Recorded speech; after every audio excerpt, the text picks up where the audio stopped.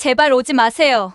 한 발자국을 떼기가 무섭게 눈보라가 몰아칩니다. 관절염으로 굽은 무릎이 제대로 움직이질 않아요. 아이고, 추워라. 손끝이 얼어붙는 것 같습니다. 캐리어를 끌고 몇 걸음 걸었을까? 뒤에서 익숙한 목소리가 들립니다. 엄마! 엄마! 큰아들이 뒤에서 저를 부르네요. 마지막까지 제 방에 들어오지 않던 아들이에요. 영호야, 난 집에 안 들어간다. 그래도 지금 이 밤에 찜질방이라도. 됐다. 네 마누라 말대로 이제 안 올게. 걱정 마라. 엄마! 내가 네 엄마였던 게 언제였더라? 기저귀 갈아줄 때까지만이었나? 오늘 사연은 한겨울 폭설 내리던 날 빈털터리로 자식 집에서 쫓겨난 70대 할머니의 반전 복수 사연입니다.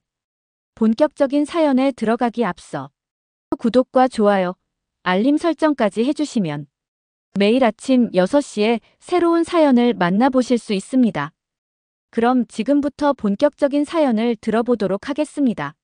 제 나이 73. 박정순입니다. 남편과 함께 25년을 일했던 종로 뒷골목의 김치찌개 식당은 이제 고층 빌딩이 되었지만 아직도 새벽이면 습관처럼 김치 썰 준비를 하려 손이 바쁩니다. 류마티스로 구부러진 손가락마다 그때의 이야기를 품고 있지요. 첫째, 아들 대학 등록금을 마련하던 해에는 식당 일에 더해 새벽 건물 청소까지 했습니다. 둘째가 장가 갈 때는 남편과 둘이서 모아둔 귀한 돈으로 예단을 챙겨 보냈고, 막내딸 시집 보낼 때는 금반지 하나 못 해준 게 늘 가슴에 걸렸습니다. 남편은 3년 전 폐암 판정을 받고 석 달 만에 세상을 떠났습니다. 마지막까지 당신 고생만 시켰어.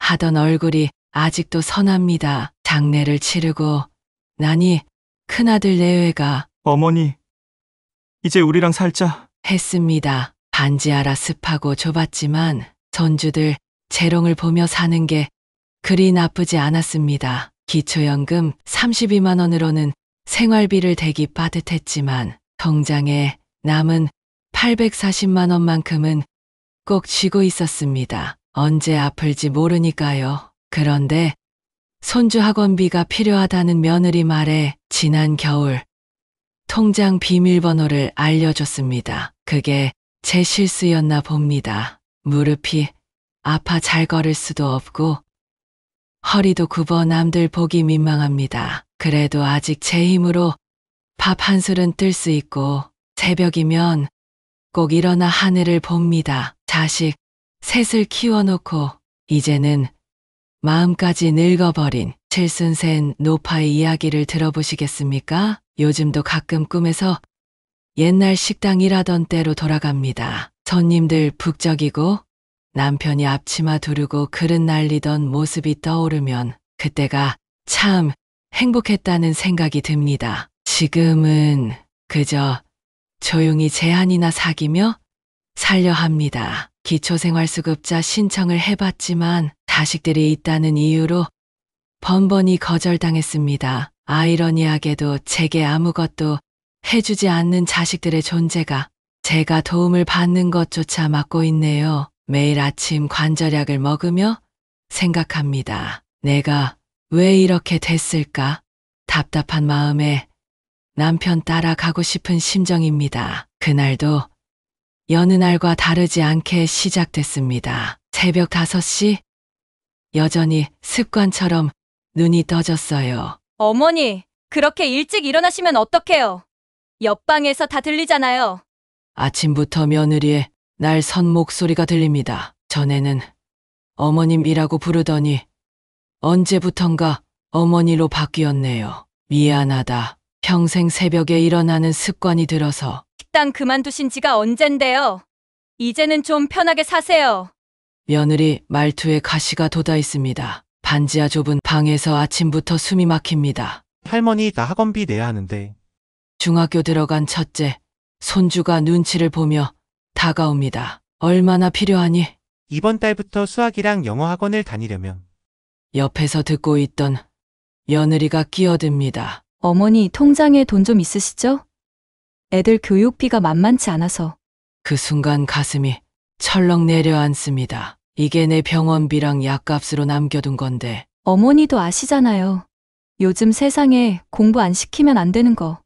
결국 통장 비밀번호를 알려줬습니다. 남편이 마지막으로 남겨준 퇴직금과 제가 모아둔 840만 원, 병원비랑 혹시 모를 장례 비용으로 아껴두던 돈이었는데 그날 저녁 폭설 예보가 있다고 했습니다. 뉴스에서는 1월 들어 가장 추운 날이 될 거라고 했어요. 어머니, 이제 그만 나가주셨으면 해요.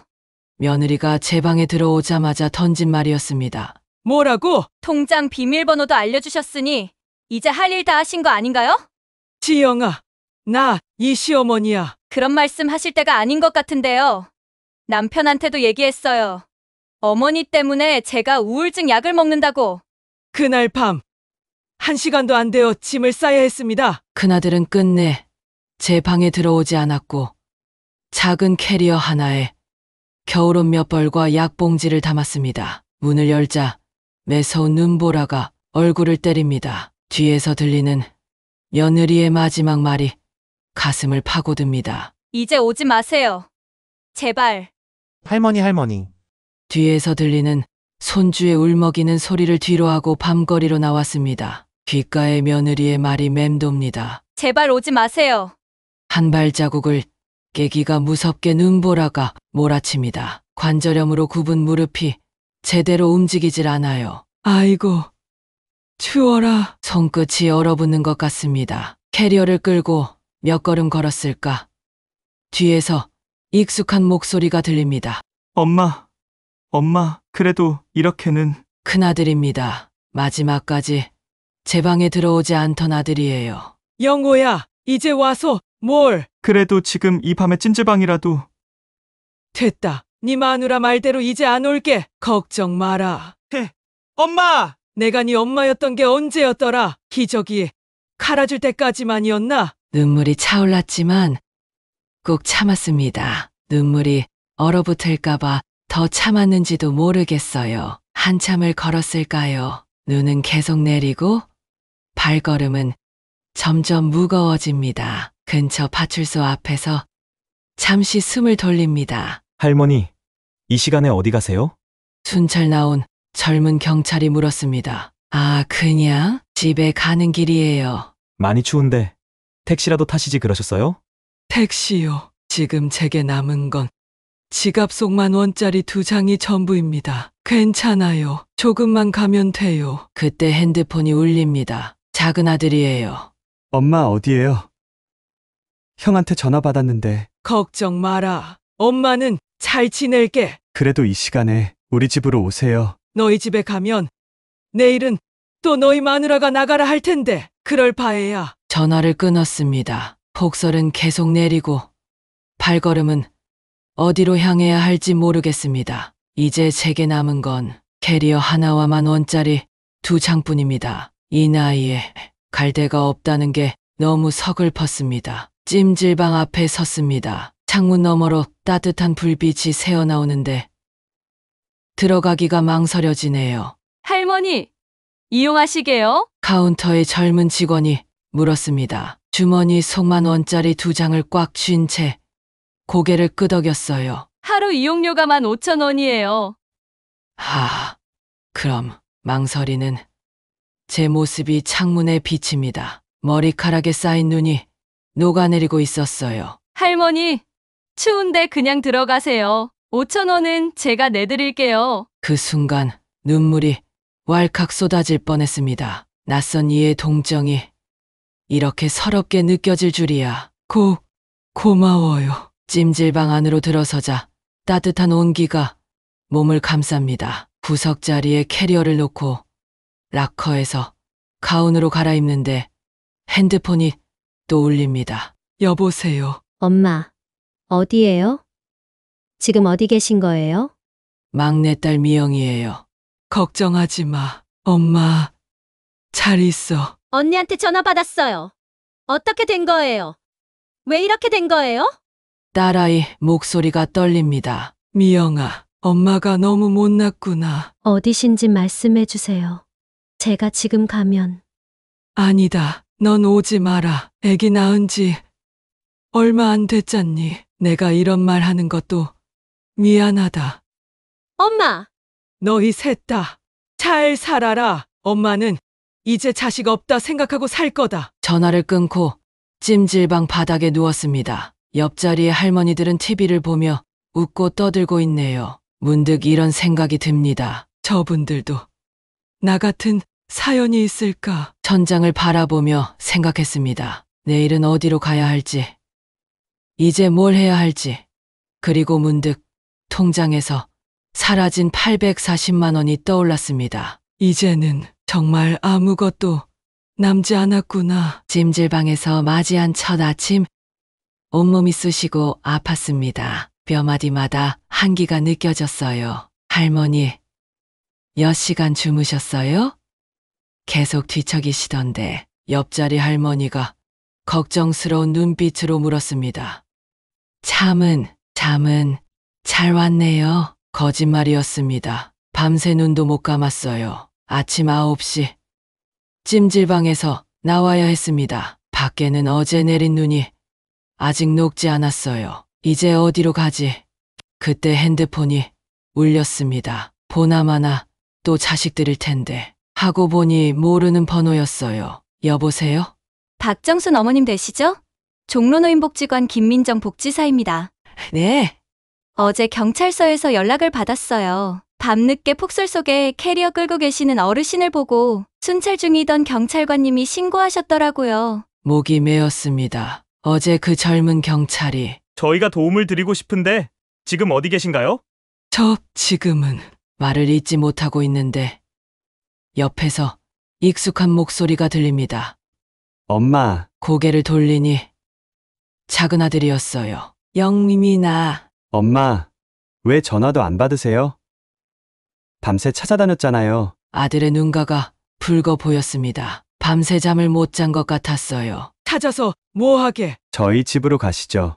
와이프랑 얘기 다 했어요. 또 얼마나 버티다가 나가라 할 건데? 그때 복지사님이 다시 말씀하셨어요. 어머님, 우선 복지관으로 오시는 게 어떠세요? 차라도 한잔하시면서 이야기 나눠요. 결국 복지관으로 가기로 했습니다. 작은 아들이 캐리어를 들어주는데 그 무게가 어제보다 더 무거워진 것 같았어요. 복지관 상담실에 앉아 있으니 문득 20년 전 우리 식당 단골이었던 할머니 한 분이 떠올랐습니다. 그때 그 할머니도 자식들 때문에 이렇게 힘들어 하셨던가. 복지관 상담실의 따뜻한 온기가 몸을 감싸는데 마음은 여전히 차가웠습니다. 어머님, 우선 따뜻한 차 한 잔 드세요. 김민정 복지사가 내민 차를 받아들며 옆자리에 앉은 작은 아들을 힐끗 봅니다. 영민아, 너는 가봐라. 회사 늦겠다. 엄마,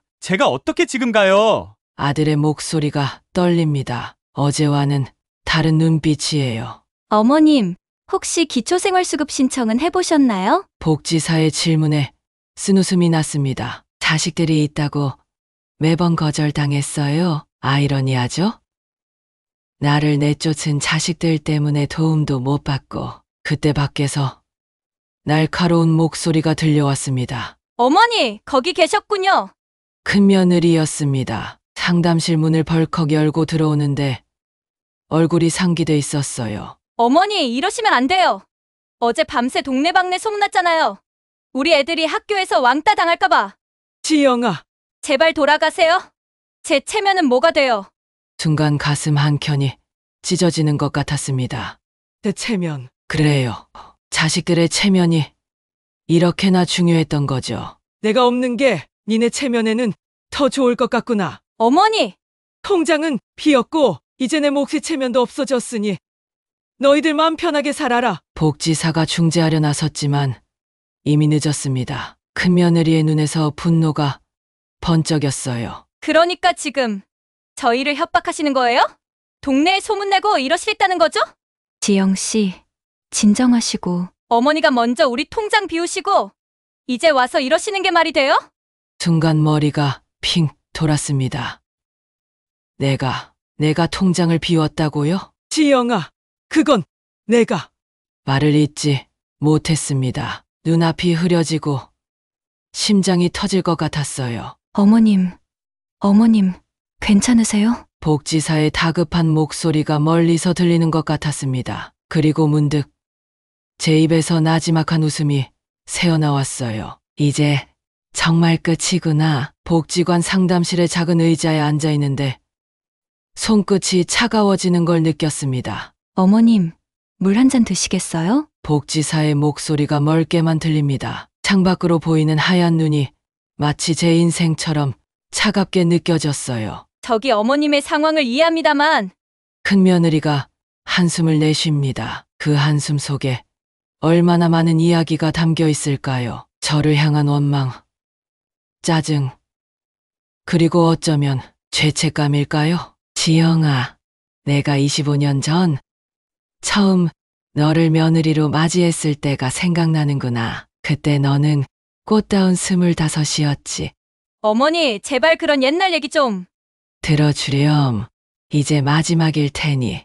손을 떨며 가방에서 낡은 지갑을 꺼냅니다. 그 안에는 바랜 사진 한 장이 들어있었어요. 이거 내가 첫 아이 가졌을 때 찍은 사진이야. 그때 너는 입덧이 심해서 매일 새벽 3시에 일어나 죽을 끓여놓곤 했었지. 내가 아침에 일어나면 먹으라고. 큰며느리의 눈가가 붉어집니다. 그때 옆에 있던 작은 아들이 불쑥 말을 꺼냅니다. 형수님, 그만하시죠. 어머니 몸도 안 좋으신데. 영민아. 어머니, 우선 저희 집에서 그때였습니다. 제 핸드폰이 울리더니 카카오톡 알림이 연달아 울립니다. 동네 어머니들 단체방이었어요. 어제 박정순 씨네 큰아들 집 앞에서 무슨 일 있었다며? 폭설에 노모를 내쫓았다던데. 저번에 통장에서 돈도 다 빼갔다면서. 메시지가 계속 올라옵니다. 큰며느리의 얼굴이 창백해졌어요. 어머니! 설마 어머니가. 내가 한 게 아니다. 지영아. 그럼 누가? 어떻게? 세상에는 눈이 많지.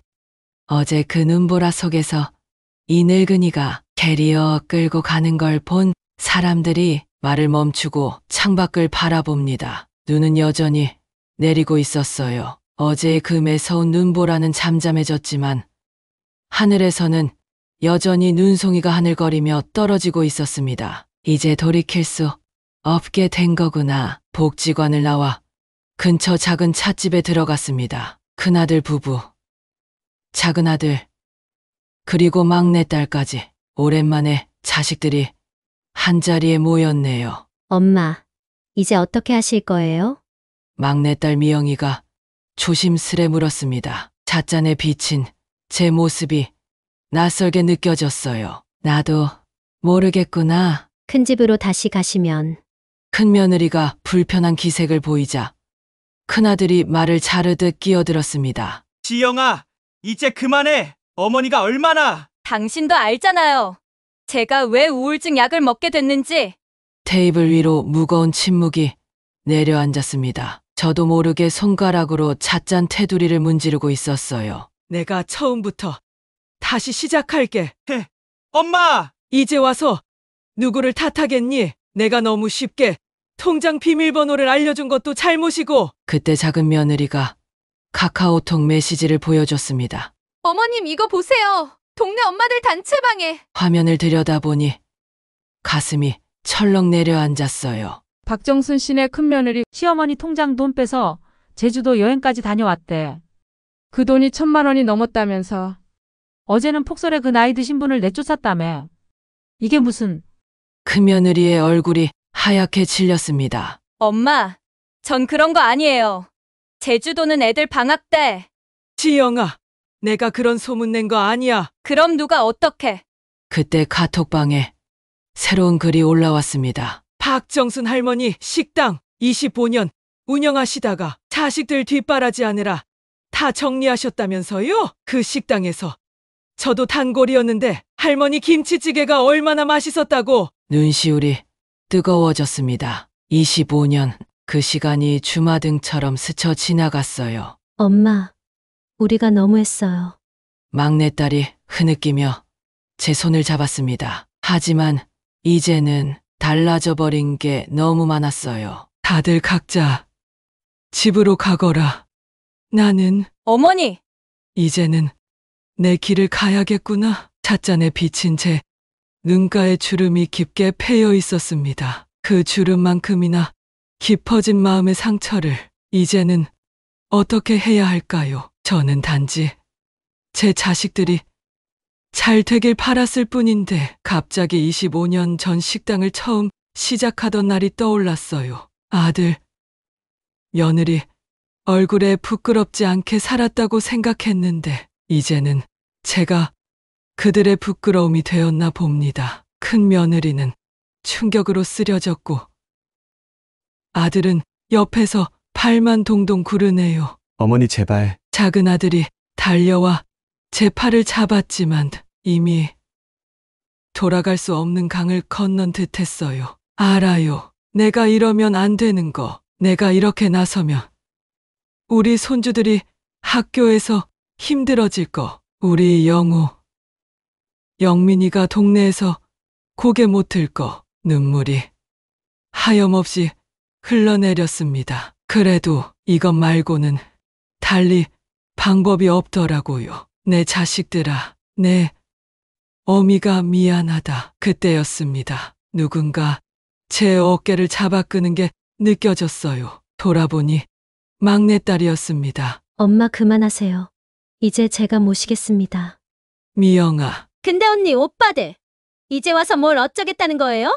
어제 그 폭설에 우리 엄마를 막내딸의 목소리가 점점 높아졌습니다. 평소 얌전하기만 하던 딸아이가 처음으로 큰 소리를 내는 것을 보니 마음이 아팠어요. 제가 잘못했어요. 큰 며느리가 바닥에 무릎을 꿇었습니다. 어머니, 제가 욕심을 너무 부렸어요. 통장 비밀번호 알려주셨을 때 순간 욕심이 났어요. 남들처럼 애들 학원도 보내고 우리도 좀 여유 있게 살아보고 싶어서.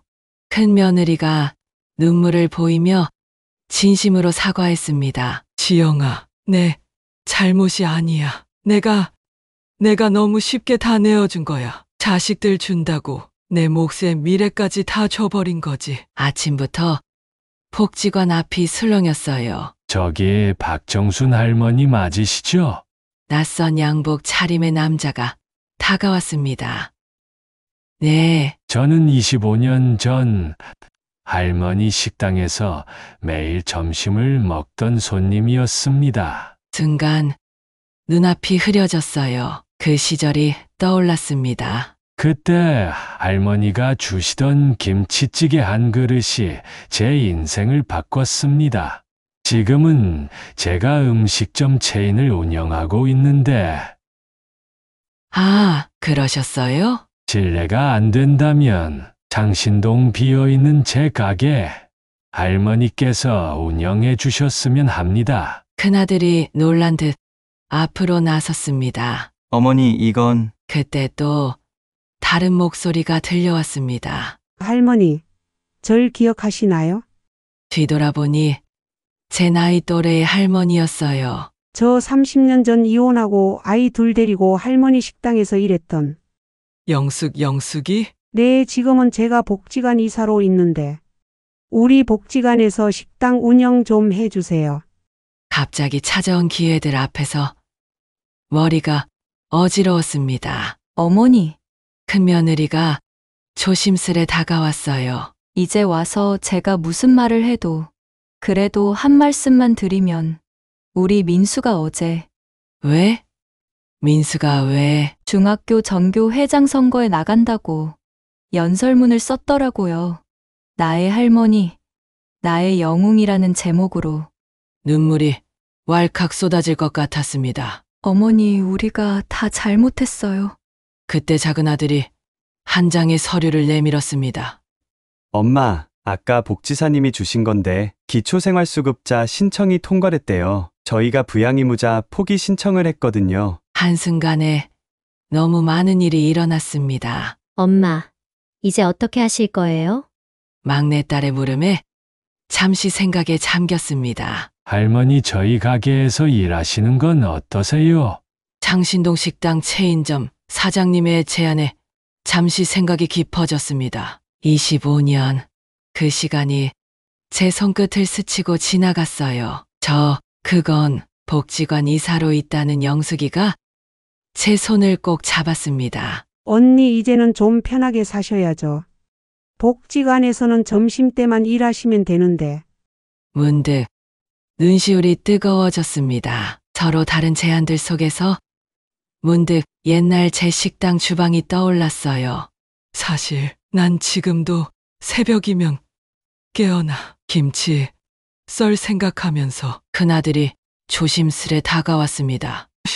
엄마, 제가 지금 운영하는 식당에서 같이 도와줄 수 있어요? 영호야, 엄마가 해주시던 김치찌개 비법 아무리 해도 그 맛이 안 나더라고요. 손님들이 자꾸 줄어서. 그 순간 제 마음 한켠이 무너져 내렸습니다. 아들의 눈가에 맺힌 눈물이 보였어요. 어머니, 큰 며느리가 떨리는 목소리로 말을 이었습니다. 저희 가게 어머니 손맛으로 다시 살려주세요. 제가 이제는 주방일 배우고 싶어요. 어머니께. 지영아, 그동안 제가 너무 교만했어요. 어머니의 그 세월을, 그 정성을 이제 알겠어요. 복지관 이사가 놀란 듯 물었습니다. 언니 그럼 우리 복지관은? 영수가 미안해. 하지만 내가 내 자식의 가게를 말을 잇지 못했습니다. 눈물이 하염없이 흘러내렸어요. 그때 민수가 학교 가방을 메고 뛰어왔습니다. 할머니, 제가 전교 회장 됐어요. 제가 한 연설. 우리 할머니 이야기를 했더니 친구들이 모두 할머니 멋지다고 했어요. 손주가 품에 안겼습니다. 따스한 온기가 전해져 왔어요. 엄마, 이제 결정하셨나요? 막내딸의 물음에 고개를 들었습니다. 그래, 우리 다시 시작해보자. 이번에는 나도 더 노력할게. 늦은 밤, 작은 고시원 방에 혼자 앉아 있습니다. 벽시계가 자정을 알리는 소리가 귓가에 맴돕니다. 창밖을 바라보며 오늘 있었던 일들을 떠올렸습니다. 자식들의 가게 앞에서 소란을 피웠던 제 모습이 부끄럽게 느껴졌어요. 영호야, 내 어미가 너무했구나. 손 떨리는 손으로 핸드폰을 꺼냈습니다. 동네 단체방에는 여전히 이야기가 끊이지 않고 있었어요. 박정순 씨 큰아들네 가게 오늘 손님이 한 명도 없었대요. 당연하죠. 어머니 돈 떼먹은 자식인데. 그래도 손주들은 어쩌나. 순간 가슴이 철렁 내려앉았습니다. 손주들, 그래요. 제가 미처 생각하지 못한 거예요. 그때 문자가 한 통 왔습니다. 민수였어요. 할머니, 오늘 학교에서 애들이 절 보고 수군거렸어요. 불효자의 아들이래요. 화면이 흐릿해질 때까지 눈물이 흘러내렸습니다. 내가 뭘 한 거야? 떨리는 손으로 전화를 걸었습니다. 한밤중인데도 민수가 금방 받았어요. 할머니. 민수야, 할머니가 미안하다. 할머니가 왜 미안하세요? 엄마, 아빠가 잘못한 건데. 아니다. 어른들 이래 너희들까지 다치게 해서. 잠시 침묵이 흘렀습니다. 수화기 너머로 민수의 훌쩍이는 소리가 들렸어요. 사실 할머니, 아빠가 매일 밤 우세요. 뭐라고? 술 드시고 들어와서 내가 이러려고 어머니 돈을 가져갔나 하면서. 가슴 한켠이 무너져 내렸습니다. 복수라고 생각했던 제 행동이 결국은 우리 모두의 가슴에 대못을 박은 거였네요. 민수야. 할머니, 저는 할머니 편이에요. 근데 이제 너무 무서워요. 우리 가족이 다 흩어질까봐. 수화기를 내려놓고 한참을 울었습니다. 창밖에는 여전히 그날의 눈이 쌓여 있었어요. 차갑게 얼어붙은 그 눈처럼 우리의 마음도 얼어붙은 걸까요? 날이 풀리고 따스한 봄날이 되었습니다. 제 마음도 조금은 누그러졌는지 큰 아들네 식당에 올 용기가 생겼네요. 문 앞에 걸린 영업 준비 중 팻말이 봄바람에 살랑거립니다. 어머니 오셨네요. 큰 며느리가 문을 열어주었습니다. 석 달 만에 보는 얼굴입니다. 국물 한번 봐주실 수 있으세요? 자꾸 맛이 예전만 못해서. 가게 안으로 들어서니 익숙한 냄새가 코끝을 스칩니다. 25년 전 제가 처음 식당을 시작했을 때가 떠올랐어요. 어디 보자. 국물을 한 숟가락 떠서 맛을 봤습니다. 아, 이제 알겠다. 다시마를 너무 오래 우려냈구나. 역시 어머니라서 한눈에 아시네요. 며느리의 눈가가 붉어졌습니다. 지영아. 어머니 이제는 제가 정말 배우고 싶어요. 어머니의 모든 것을.